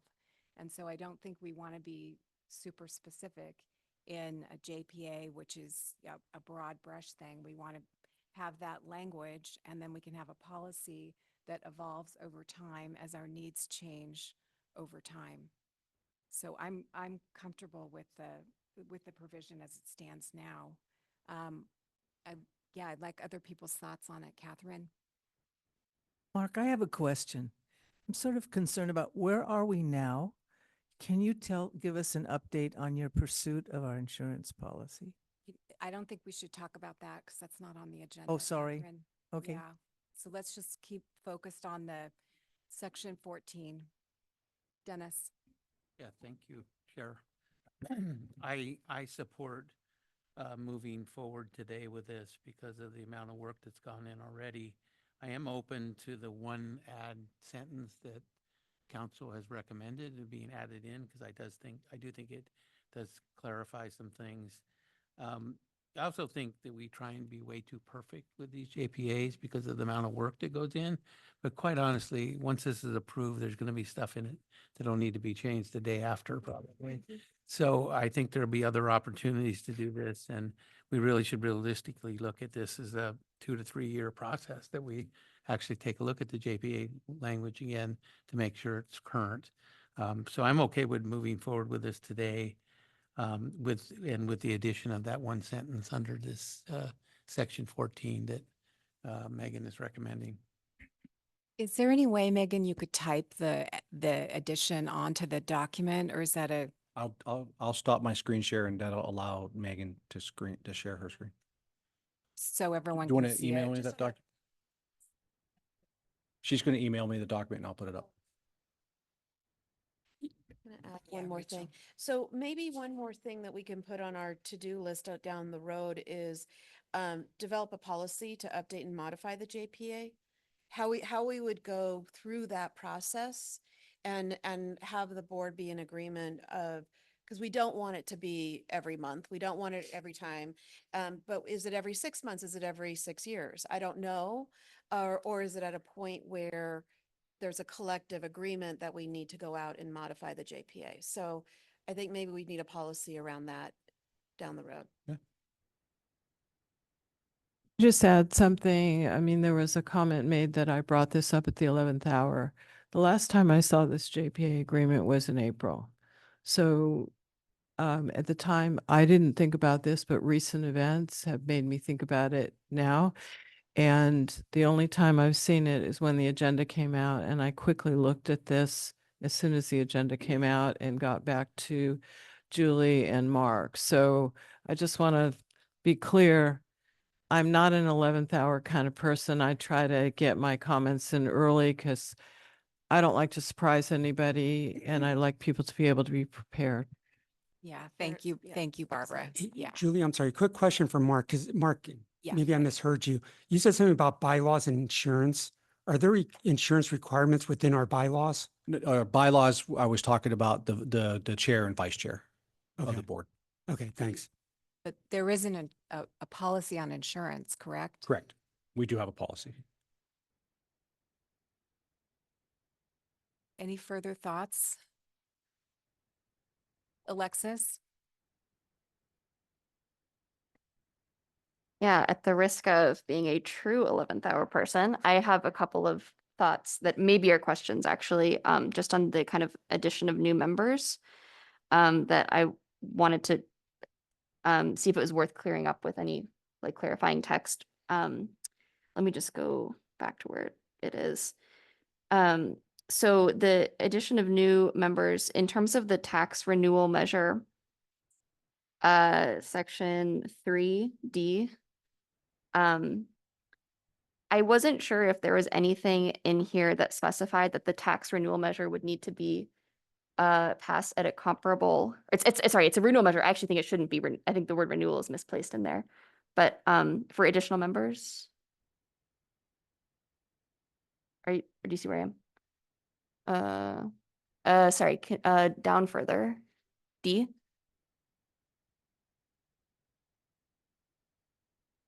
Yes, thank you. So is it clear that the tax should really be passed at the same rate of whatever the MWPA rate, 75 feet per 1,000, like whatever the actual dollar amount is plus inflation? And is there a situation where somebody could come in and pass a much lower tax, for example, but we haven't specified that it must be at the same kind of taxation rate, but they've met the criteria and therefore we have to let them in at a lower cost? So the way we were building this is that if Tiburon and Belvedere come in, then they would join the JPA and then they would be part of the one ordinance that would go. So they would be taxed at the same rate. We purposely did not dig into the tax rate on this document because it really resides in the tax ordinance. And I don't know if this is a realistic goal, but there was a goal that the tax rate would actually go down for the second version of this after we get the initial work. That may or may not be a hopeful goal. And so where does it say that it would be as outlined in the tax ordinance? That's where our funding comes from, is from the ordinance. And then we also do have under that other section, which if you're a member agency joining this, you would be committing to the JPA itself, which is section 5 F, which is the one where it specifies that it would be a special parcel tax put on by the County of Marin. So by joining the JPA, signing this agreement, that is the type of tax that would be funding the agency that you've committed to. Okay, so it's the by County of Marin language that says that it's not an agency coming up with their own version of what they want a tax to be. No, Okay. they'll be using the resolution. We'll provide them with the sort of paperwork to get that onto the election. Thanks. Sorry, that was a rogue question in there. And then the second piece was just that, is the word renewal necessary back in 3D and 1 and 2? Is it a renewal? We were tying any entrance of new members to the renewal of the tax, so they would not be able to come on board until the renewal occurs. Okay. Okay, sorry, I think I missed that in the close read. And then the third kind of commenty question thing is just that the prorated charge for the past expenditures, which I think is a really good idea. Does that is there also thought about accounting for the time invested or the extra, consultants Yes. fees? Okay. Yeah. And the idea is, instead of getting into specifics here, staff would prepare a detailed analysis to present to the board Okay. at the time. Thanks. Any other questions? Further discussion? Could we consider a motion to approve this document? That we approve the proposed revisions as presented. Great. Thank you, Barry. Is there a second? Do we And- want to help with the addendum? Yeah. Yes, if we may just clarify that you're including this yellow highlight. I would include that as well. Thank you very much. I would second. Great. All those in favor? Aye. Any opposed? I'm opposed. Thank you. Thank you. Board officer elections. Mark Brown. So this is the time where Julie is going to be passing on the reins, or, well, she won't pass on the reins, but know who she's passing the reins to. And we did have an opportunity for Directors Kurtz and Hilliard to talk about what their goals were. So we don't really need to have them do that today. Their written documents are attached. So we're just looking for a motion to move the slate. See if there's any questions from anybody. And then public comments. None at this time. So let's first make a motion and a second to approve Rachel Kurtz as the president of Marin Wildfire. So move. All those in favor? Aye. Aye. Any opposed? Great. All right. Next, can we please have a motion to approve Catherine Hilliard as the vice president of Marin Wildfire? So moved. Second? All those in favor? Aye. Any opposed? Congratulations, you two. Thank you so much. Yeah, it's awesome. I'd just like to make a comment and just thank Julie for her great service for the last few years. Thank you, Mark. Did very Thank you. nice. Appreciate it. Very, very well done. Thank you. I've really enjoyed getting to know all of you and working with everybody, and especially the staff. It's a tremendous staff. All right, now number 9, discussion items. Making community wildfire resilience visible to the reinsurance industry. Mark. So I've had a few board members ask me, when you took this job, did you think you would have to dig this deep into insurance? And in no way, shape, or form did I ever think that we would get this involved in insurance. We were approached. I'm going to give a little background first. We were approached by Mark Northcross over a year ago saying, you know, we're watching this insurance crisis. It's going to become an insurance crisis, and we need forward-leaning entities like yours to be involved in the solution. And the board did task staff to start working towards the solution. And we were following 2 paths. We were following a policy path that we can work with the legislature and the California Department of Insurance on how to build in more protections or incentives for the insurance industry to stay in California. But we were also working on the science route on how to quantify the level of work that we are doing so that the reinsurance and insurance industry can realize that people that are doing work at the pace and scale that we're doing actually makes it a good investment for them to stay in California. We were fortunate, or we are fortunate, that an individual that works for the reinsurance industry is on the board of commissioners for Marin Wildfire. And he approached us, and he is by trade a catastrophic risk modeler. He is, and he knows the ins and outs of the cat risk modeling that's going on. And he came to me and goes, Mark, all of our cat risk models are blind to the work that you are doing. And we need to make those cat risk models visible, or your work to be visible for the cat risk models, because quite frankly, all of the insurance agencies or companies have deferred their decision-making to the cat risk modelers. They make all their decisions for them on whether or not they're going to insure a property. I literally watched an insurer type in my address in a cat risk model to decide whether or not they're going to insure my property.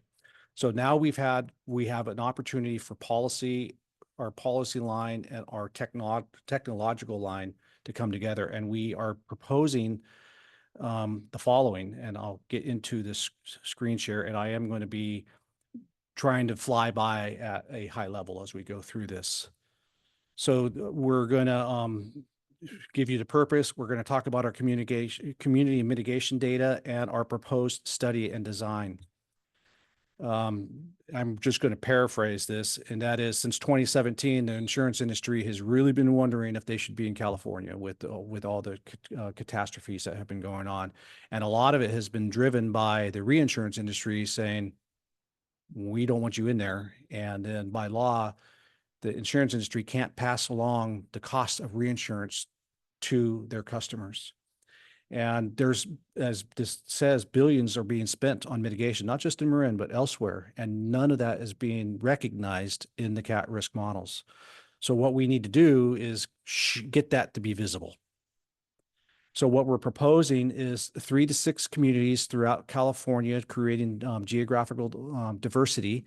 We tried to do this about a year ago, and there weren't very many people that were stepping up being interested. Now we have quite a few communities that are stepping up and interested. In fact, we had a meeting Tuesday with 3 other entities that are looking to partner with us on this endeavor.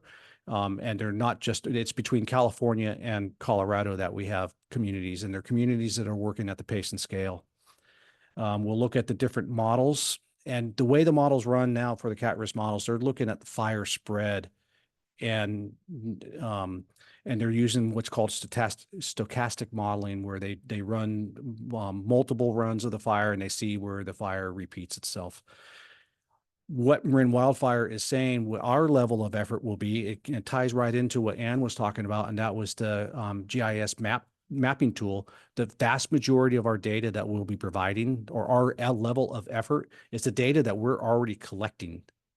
And that is the shape files and the modeling that those shape files provide for risk reductions for our shaded fuel breaks, and also our defensible space data. We would not be using defensible space data at the parcel level. We'd be using it at the aggregated level. So in reality, there's not a tremendous workload increase for Marin Wildfire or our member agencies in going through this.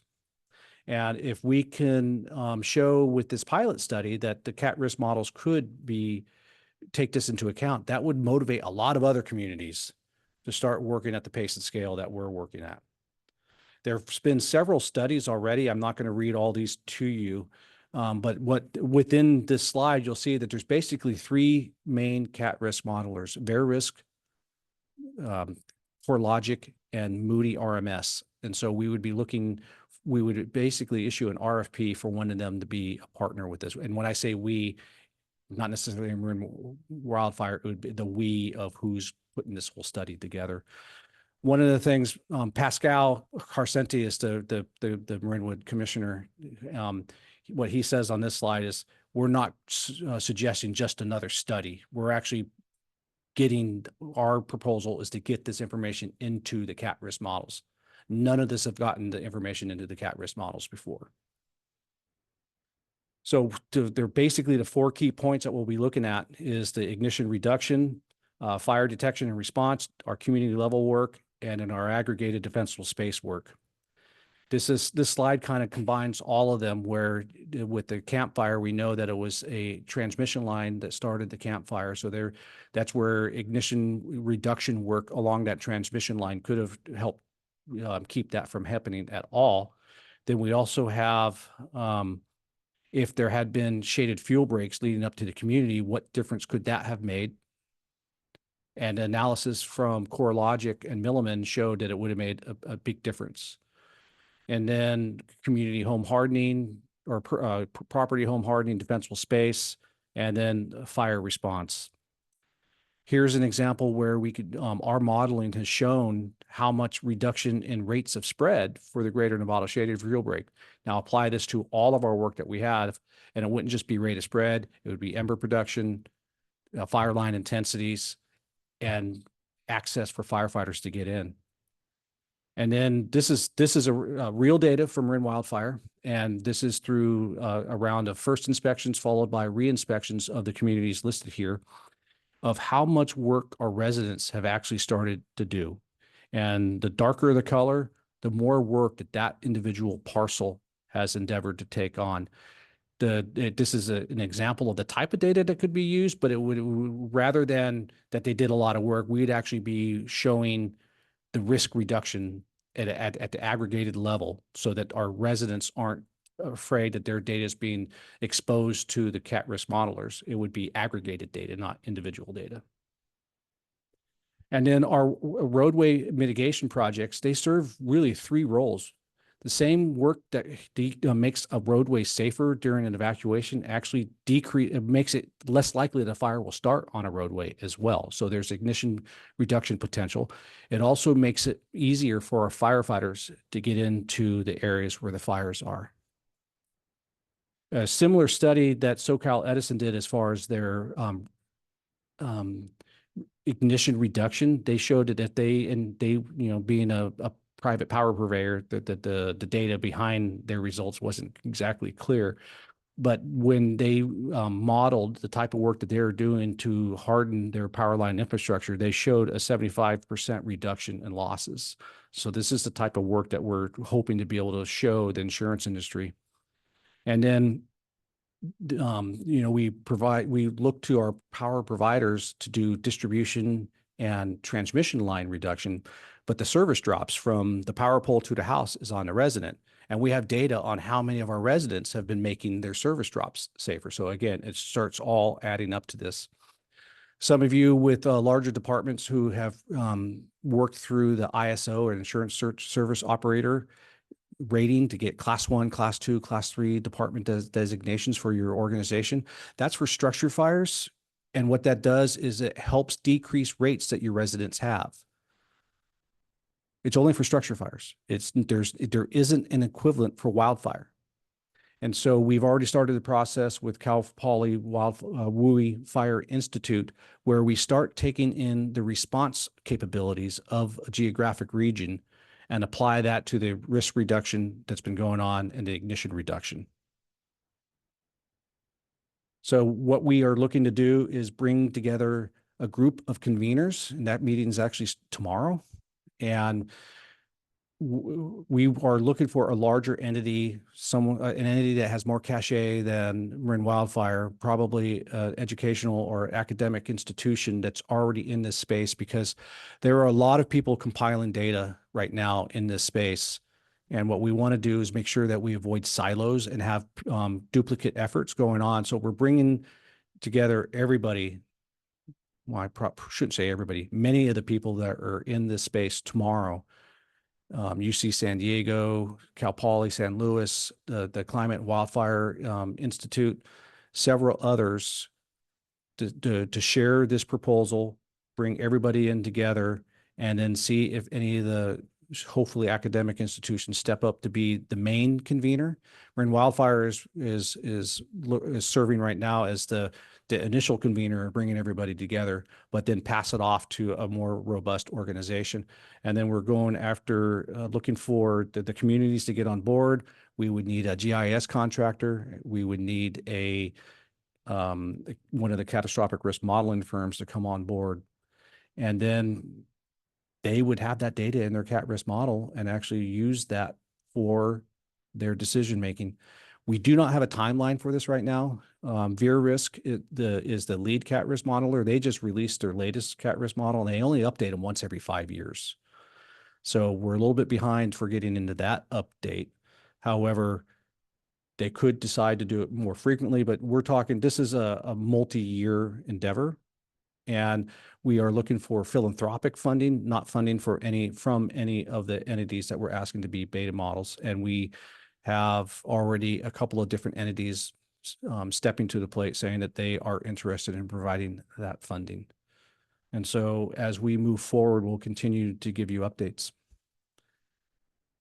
And I will stop and take any questions. Questions, Barbara? I think this is great. Just one of the things I know, I don't think we have authority for advocacy, but as you know, Ricardo Lara's regulation, which would allow catastrophic modeling for insurers, and it's going to be completed in December. It's an emergency regulation.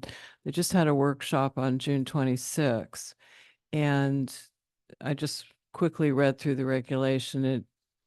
It doesn't specify what the modeling will look like. Right. But one of the things that I wonder if there's some ability for us to do is to try to get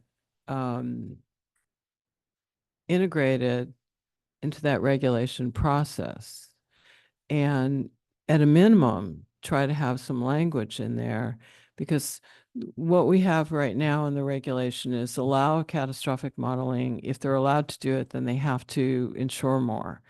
But could we somehow get language inserted that they have to consider mitigation? This regulation is not, it's not the 180-page regulations I'm used to, having worked in the state. It's short right now. And I wonder if there's some ability for us to get even a few sentences added, because this is great work that we're going to have a fight down the road with the insurers to say, include this in there. Yes. Because they're not going to want to. Once they get this ability to do catastrophic modeling as part of their rates, they're not going to want to go back. And I just think if we could potentially, and I don't know how we do it, because I don't think we have authority to do advocacy, but is it possible for you to participate in one of those regulation workshops and bring up that this is what we're looking at and we'd sure like it if one of the things to consider in the regulation is considering mitigation as part of that modeling. So at least we get our foot in the door. And maybe if that's possible, even without all this pilot project, which I'm thinking is great, the work we're doing today might have to be included to a certain extent. Yeah, so I've actually attended multiple and provided comments to multiple of the CDI workshops that have been going on. And additionally, I forget what assembly bill, there's multiple. CDI? California Department of Insurance. Okay, thank you. So Laura's group, but and then I can't remember the assembly bill numbers, but there's multiple assembly bill numbers, assembly bills going on right now that are mandating that insurance companies take into account mitigation efforts in their rate setting. The whole idea of using catastrophic risk modeling to set rates, California's probably the last, if not for sure, the last state to use catastrophic risk modeling for rate setting.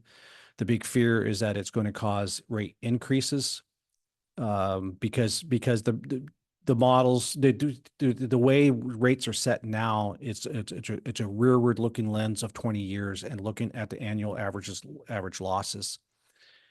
Well, the inexpensive years for the insurance industry are about to fall off the balance table, and only the high loss years are going to be on the balance table. So we are looking at increased rates anyway. State Farm had either a 20 or 30% rate increase this year, and they're asking for another 30% rate increase next year without cat risk modeling. So it really, I do believe that cat risk modeling needs to be play into the rate setting with the mitigation data. And we are working to make sure that that is part of the process. Well, just one follow-up. I would say this is that I'd predict the governor's really behind what Ricardo Lara is doing. I predict he's going to veto those bills and say, wait till this comes out. We already know if you look at the insurance commissioner's website, they have a table on there that shows that even though we all think our insurance is high, our insurance is about a quarter of other states for fire. So we already know that's going to happen. So I guess all I'm saying, don't bank on those bills. No, we're not getting signed. And I think if it's any possibility to even see if there's a meeting between the president, sorry, I missed the vote, and just talking to Ricardo Lara about what we're doing and how we think it would be very helpful to add 2 sentences to that regulation. Let's see what we can do. We have been well engaged, and the group that we're meeting with tomorrow will continue to strengthen that engagement. Excellent. Thank you. Catherine, just a quick question. I recently renewed my policy for my home, and I was asked lots of questions about the age of my roof, what type of roof, whether I had sprinklers systems, whether I had double pane windows. And is it possible for us is it possible to aggregate that information parcel by parcel and look at that as a mitigation risk reduction? So our inspection software already captures all of that Okay. data. When they do the home inspection and ask those questions, Correct. Okay, thank you.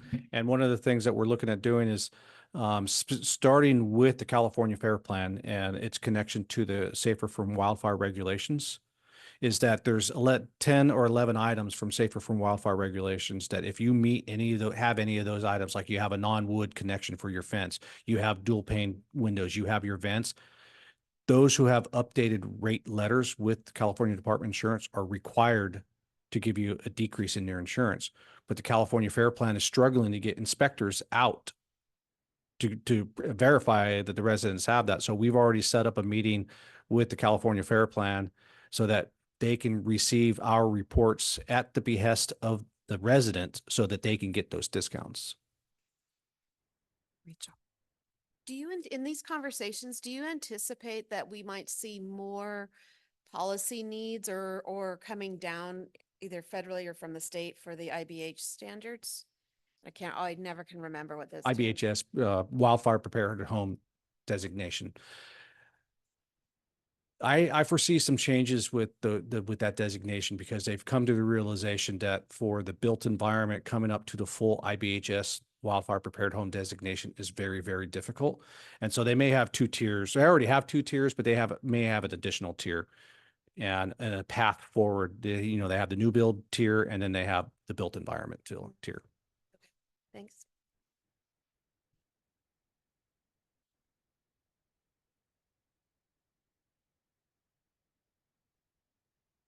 No hands raised at this time.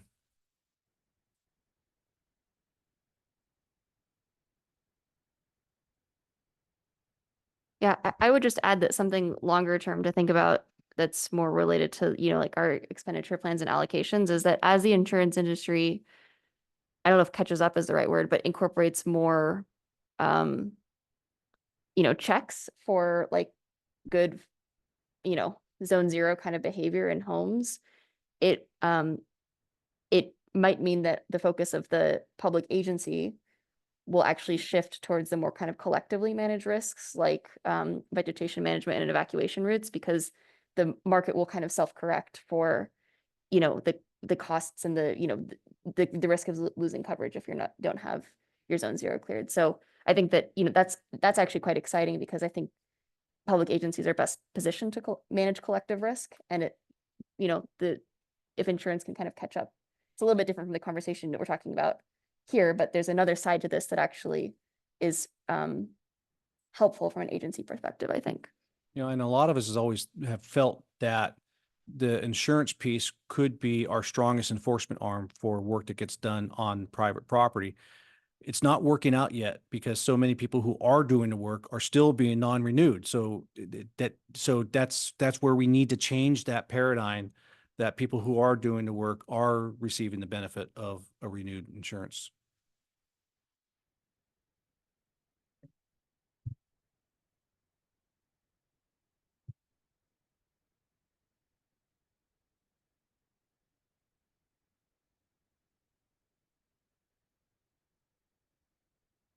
You submitted a very detailed report, so if you could just give us the elevator speech, that would be wonderful.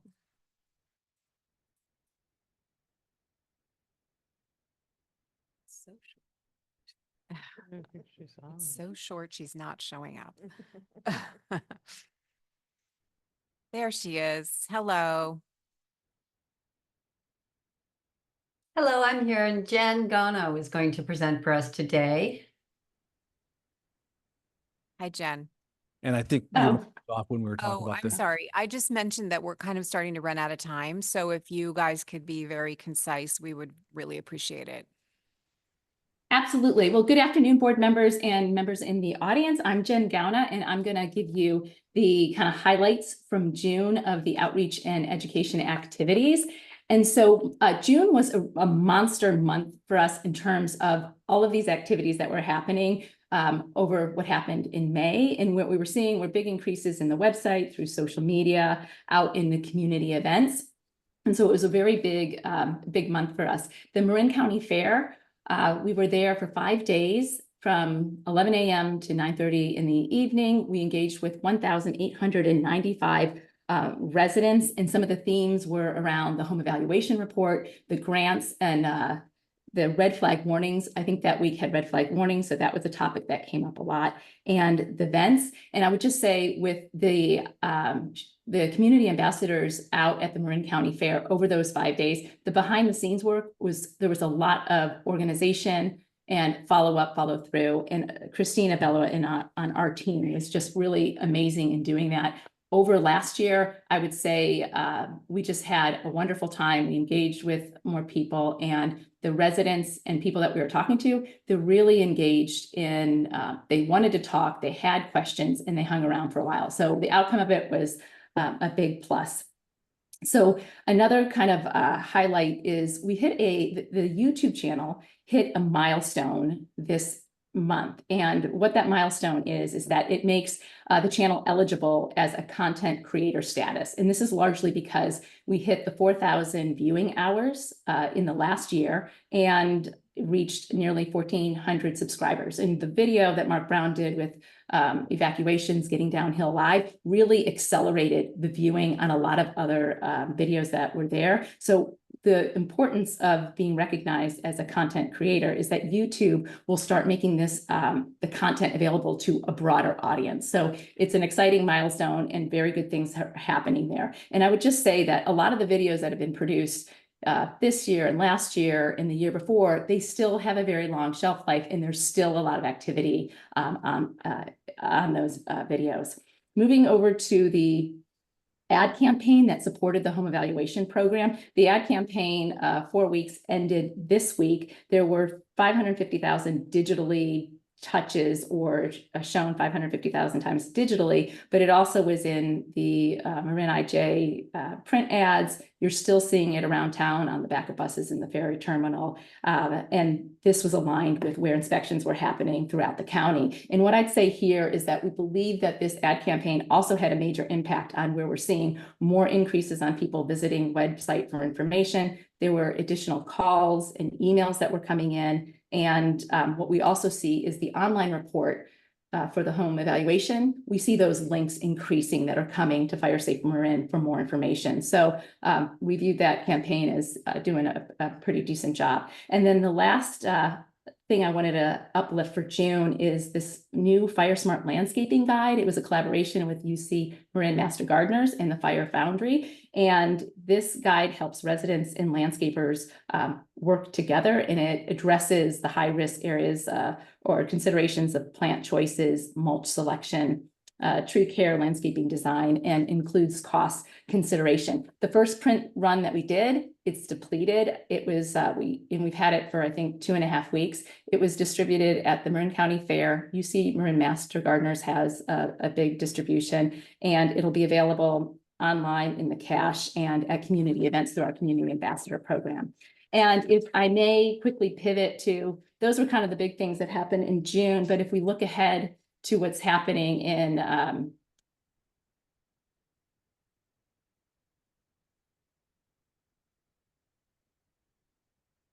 pardon me, what's coming up. So with the Community Ambassador Program, we have a very full schedule of events in the rest of July and August and September. I think there are 30 some events that we are scheduled to be at. And this is in addition to other requests that we're getting through Firewise groups or small local groups of about 25 or more that want us to come and speak to their group. So our Speakers Bureau, who are trained up to do such presentations, we have the capacity to be able to do that. And then if you haven't seen it yet, the Headwaters Economics, and Steve Quarles is one of the co-authors. This report was just released, I believe, last week, Retrofitting a Home for Wildfire Resistance. It's a fantastic piece. It looks at 6 different areas, eaves, roofs, exterior wall, windows and doors, decks, and near home landscaping. And the really wonderful thing about it is it provides decision trees within it and then cost considerations. And what is exciting about this piece is we are working on trying to do a sister brochure to that landscaping guide so that it's easily accessible for residents. So we're hopeful that this will be available for Ember Stomp, but that will be a very quick run and a heavy lift to do. And the last item I want to call out and expand on what Mark was talking about with Ember Stomp. Please hold the date and come on September 7th. And the fundraising planning are continuing to go very well, and it's extremely busy with preparing for this. And some of the major supporters and donors that have come on board include PG&E, CSAA, or the AAA group, Bank of America, KCBS, IBHS, County and Fire Chiefs Association. And then a couple other things I wanted to call out for the event is we're going to have one entry point for Ember Stomp, which will be over by the VMA area where there's that big circle area. We'll have kind of a welcoming committee or volunteers and staff that will welcome people to the event. And when you enter, you'll have Marin Wildfire's display area and showcasing all the work that they're doing. And then the flow and the layout is completely reimagined from what we did last year. And it has an improved flow. So as people come, they'll be forced to go through an area. So they'll see the MWPA, Firewise, Fire Safe. There'll be a landscaping gallery with oversized photographs of landscaping, Fire Smart landscaping examples. And then it'll push you out into the main area of the fairground, and there'll be avenues of vendors and participants. And there'll also be a large home hardening demo tent. So you'll get to see examples, let's just say events, a good example of a fire resistant vent and a bad example, but we'll have several different items.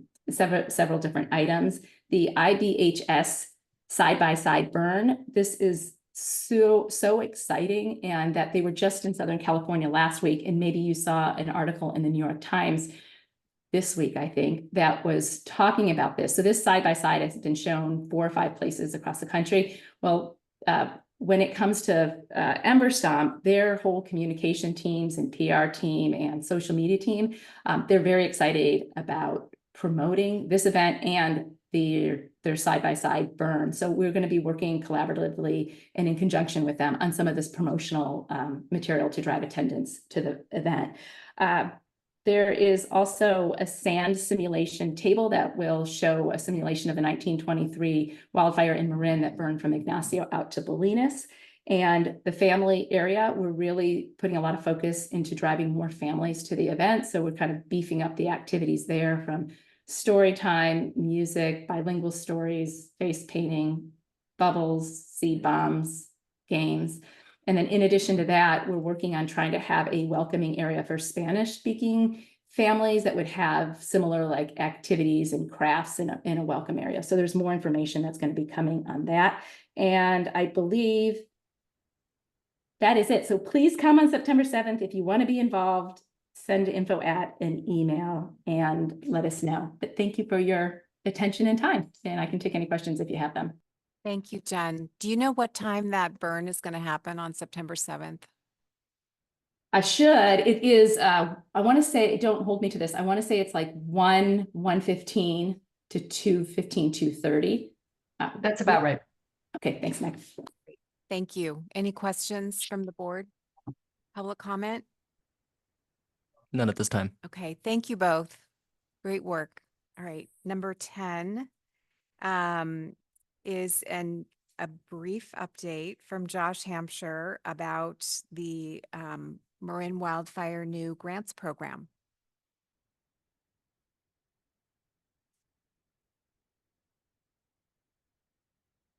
Just because I know we're short on time, I tried to include the fiscal year 2023-24 recap and the fiscal year 24-25. Julie, do you have a preference which one I should squeeze more?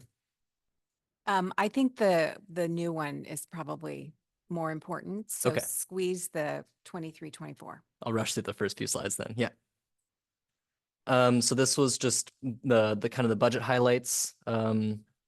We had $822,000 between the budgeted and the rollover for fiscal year 23-24. We exceeded the proposed 700,000 in awards by 46,000 and spent 11,000 less on operational costs, which is staff, fireside, consultant fees, than proposed. This is shows the traffic that we had in terms of applications over the course of last fiscal year. And comparing that to what we've seen so far this year, we've got a 50% increase in applications during the first 2 weeks this year compared to last year. And I attribute that mostly to all the work that we've done, that Fire Safe Marin and member agencies has done to drive resident engagement with their campaigns. The application closed at the end of November when we ran out of funds last year. That was 326 total awards, averaging 2,289 per award. Really quick, I thought this was interesting. It shows the website traffic between the web page this year and last year. And I think it further just kind of demonstrates the point that people are really starting to respond to our efforts to center all of the on-parcel risk reduction activities around the report. We actually have slightly lower website traffic this year, but significantly higher traffic from applications. So I think that, you know, people are really just starting from the point of the report on their in their grant application process. In terms of distribution by funds awarded, Windows definitely took the largest slice of the pie. In terms of distribution by items resolved, most of the items resolved were vegetation, and that just kind of demonstrates that per item, vegetation tends to be a little bit cheaper. Whereas, you know, looking back at Windows per items resolved, that large slice of the pie resulted in a much smaller number of resolutions. And that is an important aspect of what we tried to accomplish with the redesign this year. And then lastly, some geographic distribution of last year's awards. So strengths and challenges. The first year of this is the first year that the grant program was run through Fireside. And I think that is part of what we're seeing with greater number of applications this year is that people are really like understanding where to access the report and where to access the grant application. There's a whole suite of benefits that comes from it being tied to Fireside as well as chipper days. Some of the challenges. There was a lack of support to navigate some of the technological difficulties with the report or with the grant application. So we've tried to address that this year. And I think so far have been successful. The first come first serve grant program is inherently biased towards proactive residents who are on top of things and residents who are inspected earlier in the season. So another thing that we tried to change this year. Another challenge is that all work was treated equally, and that's kind of, you know, the result of that was that most of the funds went towards Windows, which is not necessarily the highest priority item in terms of risk reduction. And then, you know, one of I think the large challenges of last year is that we didn't really penetrate small coastal communities, and we are seeing improvement upon that this year, though I'd like to see some more. So in terms of fiscal year 24-25, the redesign process started in January. The goals, which I touched on in the last slide, were to reduce those biases towards really proactive residents and people who are inspected early in the season, to promote higher priority work with this program, and, you know, in doing so, achieving more risk reduction per dollar, and then improve the customer experience. This is one of the most public facing programs we have, and I think it's important that people walk away feeling like, you know, they were valued throughout the process. Solutions. Applications are submitted before work is completed. Eligible work has been narrowed down to some of the more important items that we wanted to see a little bit more resolutions throughout the county this year. The award limit was reduced to $2,500, which is still more than the average award from last year. So it'll be interesting to see if that actually does have a meaningful impact on the average award. The introduction of the direct assistance program for select high-risk parcels is going to remove that one bias towards the people who are really proactive, because it's, you know, it's us reaching out to the people who we've identified as needing assistance the most. Some funds were reserved for later in the inspection season, so we've got 100,000 reserved for October. And then office hours for in-person application assistance, which has been used the last few weeks. And they're fun. It's good to actually talk to people face to face rather than conversations over email or the phone. So they're a lot more effective. And then as of today, or at least Monday of this week, tallied them up, we had about 148 as of Monday, well over 150 as of today. The full award is reserved for each approved application. So they haven't necessarily done the work, but we reserve $2,500 after their application has been approved. So with that logic, we're already up to $375,000. And with that, $58,000 remaining until we get to that October reservation funds. and generally pretty positive feedback on the pre-approval process. A lot of people are really appreciative of having that assurance before they spend money on work. So here's a graphic that Fire Safe Marin put together that describes the full process. It's prominently displayed on our webpage. And I think the important thing to highlight here is the applying for a grant before doing the work. So this graphic has been important in kind of communicating that new model. In terms of the details, the total program funds, 533,000. Eligible work is the installation of fire resistant vents, the installation of gutter guards, the installation of non-combustible fence / gate, which is important, something that we have not really seen the needle move on across the county, and something that we would really like to start seeing a little bit more of kind of a paradigm shift around that particular hazard. And then defensible space work in zone 0 and 1. And the award limit is 2,500. And then I'm not going to get into this right now because we're short on time, but it's just worth noting that San Rafael and Novato also have their own specific local programs, and the grant staff for those agencies and I and the defensible space teams, we all work together to manage the grant programs collaboratively. So it'll be interesting to see how people respond to some of these new models of assistance that San Rafael has come up with. All right. And I know we're short, but I want to just add one little thing about how we're using information from this year's grant program to inform the 25-26 grant program. Yeah, 25-26, right? So we are using the dynamic risk score for all of the findings within the structures. We weren't ready to use that tool to prioritize grant opportunities this year. But as we approved the grants this year, we are comparing that to the dynamic risk score and seeing what type of risk reduction we'll see in that dynamic risk score.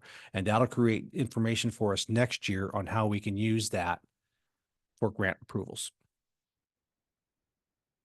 Questions for Josh from the board? Any public comment, Josh? None at this time. Thank you so much for that presentation. It's very helpful. Number 11, board members' requests regarding future agenda items. Anybody? Number 12, we will now adjourn the meeting, and Rachel will see you on September 19, 2024. There is no August meeting. Thank you. Could we just say thank you so much to our outgoing president for an absolutely terrific year? Thank you so much, Julie. Thank you.